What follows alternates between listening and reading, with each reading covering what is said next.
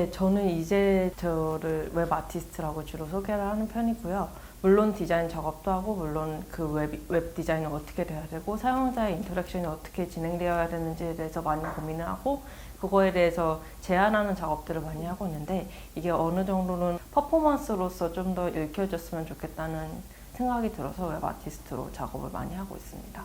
네, 주로 저는 가장 관심이 많은 분야가 그 실제 공간에서 표현되는 방식이랑 그리고 온라인상에서 표현되는 방식이랑 이 둘을 어떻게 연결을 지을 수 있을까 같은 것들을 고민을 많이 하고 있어요. 그게 어느 정도는 사용자 인터랙션에 대한 고민도 많이 작업에 많이 포함되는 이유가 실제 공간에서 사용자가 웹사이트를 어떻게 인터랙션 하는가에 대한 고민들이 제가 주로 하는 작업의 초점이기도 하거든요. 그래서 그런 면에서 뭔가 실제로 손으로 만들어보고 그거를 웹사이트 가상공간에다 연결하고 그 과정들을 가장 중요하게 생각하고 있기 때문에 실제로 웹사이트를 만들 때에도 그거를 물리적으로 어떻게 표현할 수 있을까에 대한 고민들도 많이 하는 편이에요. 최근에 작업했던 게 이스탄불 비엔날레 웹사이트 작업을 지금도 계속 하고 있는데 그거에 대해서 이야기를 하면서 하면 좋을 것 같아요.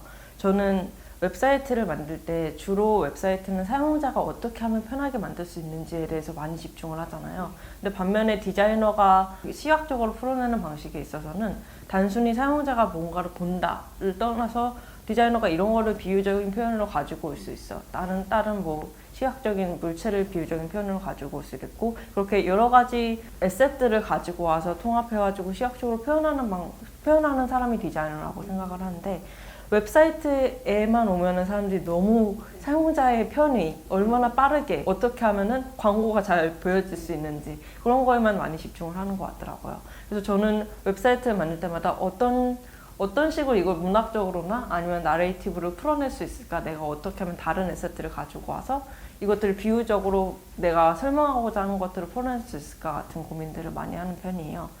그래서 이스탄불 비엔날레 같은 경우에는 재작년인가 처음 만들어서 지금까지 계속 추가가 되고 있는 그런 웹사이트인데요. 그 당시 맨 처음에 웹사이트에 대해서 이야기를 할 때 가장 먼저 중점을 뒀던 게 축적 같은 거였어요. 비엔날레라는 단기 시간에 전시를 하고 끝나는 것이 아니라 그냥 각 작가들이 자신의 관심 분야에서 축적되어 온 것들을 그냥 비엔날레에서 보여주고 하지만 그 작업은 비엔날레가 끝나서도 계속된다. 그런 것들이 그 이스탄불 비엔날레의 가장 중요한 주제였기 때문에 그런 것들을 웹사이트를 통해서 표현하고 싶었고 그래서 가장 먼저 생각했던 게 그 타임라인 같은 거였어요. 시계가 이렇게 돌아가잖아요. 그 나선영의 웹사이트가 이스탄불 비엔날레의 작가로 참여한 그 웹사이트인데 그 시계가 이렇게 계속 뱅뱅 도는 것들을 시각적으로 가지고 와서 비유적으로 표현을 해서 거대한 타임라인을 이렇게 뺑뺑 도는 웹사이트를 만들고 싶었어요. 주로 해외에서는 뭐 워크숍을 한다거나 컨퍼런스에서 토크를 한다거나 그런 기회들이 많이 있는데 거의 그런 것들이 토크를 하는 것도 있지만 그 커뮤니티를 형성하는데 그거에 초점이 맞춰져 있는 행사들이라서 그런 것들을 좀 더 적극적으로 초청을 받으면 웬만해서는 가려고 노력을 하는 편이에요. 가장 맨 처음에 시작점이 되었던 거는 뭔가 새로운 기술이나 도구 같은 게 나왔을 때 너무 불편한 거예요. 근데 한 일주일 정도 계속 사용하니까 나도 모르게 편해지는 그런 경험들 몇 번 하고 나니까 아 내가 얘네들한테 트레이닝을 당하는 건가 얘네들이 우리를 조사를 열심히 해가지고 유저 프렌들리한 웹사이트를 만드는 건가 이게 되게 혼란스러워지더라고요. 그래서 거기서부터 시작을 해서 정말로 이 유저 프렌들리가 사용자를 위한 건지 아니면 그들의 광고를 위한 건지 우리가 여기를 비판적으로 바라보면서 다시 한번 생각해봐야 되는 입장이지 않은지 특히나 내 직업은 디자이너인데 이것들을 생성하는 사람 입장에서 내가 크리틱을 주거나 제안을 줄 때 이 웹사이트가 정말로 사용자를 위한 건지 다시 한번 생각해봐야 되는 입장이지 않나? 라는 생각에서 시작됐던 거고요.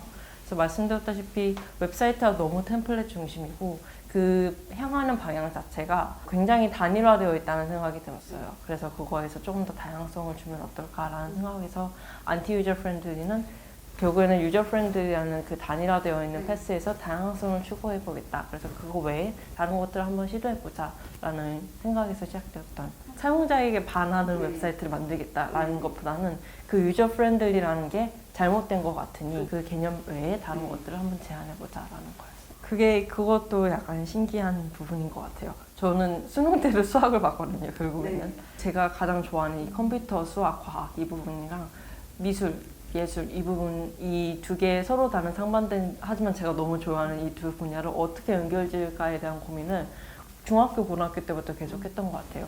워낙에 그 한국 교육을 받다 보면 이 두 분야가 정말로 분리된 것처럼 이해가 되잖아요. 근데 실은 예를 들면은 기하학 같은 것들을 배우면은 그 아름다운 그 조형미가 다 수학에서 나오는 게 맞거든요. 그리고 수학을 공부하다 보면 결과적으로는 그래프를 그리게 되는데 이게 다 그래픽에 영향을 주는 거고 이 두 개가 되게 많이 쫀쫀하게 연결되어 있고 그 점들을 저는 계속 둘 다 계속 열린 마음으로 계속 받아들이려고 했던 것 같아요. 그 당시에 그 어린 저의 입장으로서는 타이포 잔치에 참여하는 게 약간 드림 꿈 같은 거였어요. 힙한 디자이너들은 다들 타이포 잔치에 들어갔고 나도 언젠가 타이포 잔치에서 전시를 하고 싶어 라는 생각을 하고 있었는데 웹이라는 약간 특이한 분야에서 작업을 하다 보니까 생각보다 빨리 타이포 잔치에 작업을 내보낼 수 있는 기회가 왔던 거죠.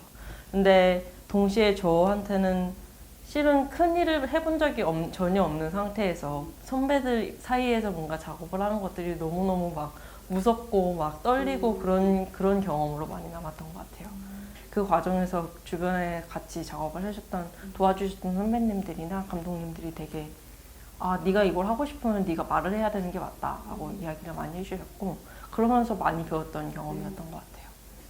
그때 2015년에 강일원 디자이너가 웹사이트를 제작을 하시고 그 사이에 제가 강일원 디자이너 뉴욕 스튜디오에 인턴십을 하러 갔었어요. 저는 실은 그 타이포 잔치 웹사이트와 그 이전에 강일원 디자이너가 해왔던 작업들을 보면서 이런 사람이 세상에 존재하는구나 너무 팬이 된 거예요. 그래서 다짜고짜 뉴욕에 인턴십을 하고 싶다고 연락을 드렸었고 그래서 뉴욕에서 인턴십을 한 그 경험이 저한테 있어서는 지금까지 가장 행운이었다라는 생각을 많이 하고 있어요. 그 당시에 강일원 디자이너는 저한테 어떤 걸 원하지 않는 상황이었고 저는 코딩에 대해서 그러니까 실제로 웹사이트를 정말 제작해 본 적이 경험이 거의 없는 입장이었기 때문에 실은 강일원 디자이너가 뭔가를 해라라기보다는 너 여기 가봐 저기 가봐 이런 거를 봐봐 이런 작업을 하는 사람들도 있어 라는 식으로 많이 인풋을 많이 넣어주셨었어요. 그래서 결과적으로 그 이후에 타이포 잔치 웹사이트를 만들면서도 좀 더 과감한 디자인을 할 수 있었던 것 같고 그 과정에서 이룬 쌤한테 여러 가지 여쭤본 것도 많았었고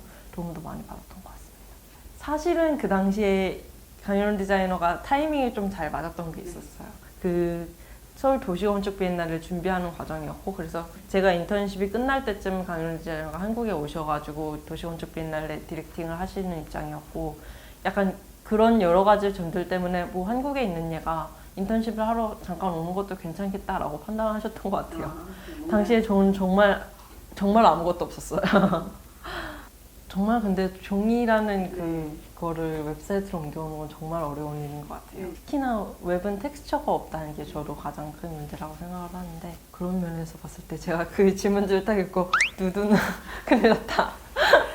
그랬던 거는 있어요. 근데 웹사이트에 대해서 이야기를 할 때 제가 예전에 그 어떤 컨퍼런스 같은 데서 서로 라운드 테이블을 하는데 어떤 웹사이트가 네가 보기엔 좋은 웹사이트 같아? 라는 질문이 나왔었는데 동료 디자이너분이 대답하기를 내가 이 웹사이트 뒤에서 사람을 읽을 수 있으면 그게 좋은 웹사이트인 것 같아 라고 이야기를 했던 기억이 나거든요. 그러니까 내가 웹을 읽는 게 아니라 그 사람의 목소리를 듣는 것 같은 웹사이트를 경험하면 좋은 것 같아요. 인스타그램 같은 걸 봤을 때는 이게 그냥 커다란 광고판이지 그 뒤에서 내가 사람과 대화한다는 느낌이 좀 덜 들잖아요.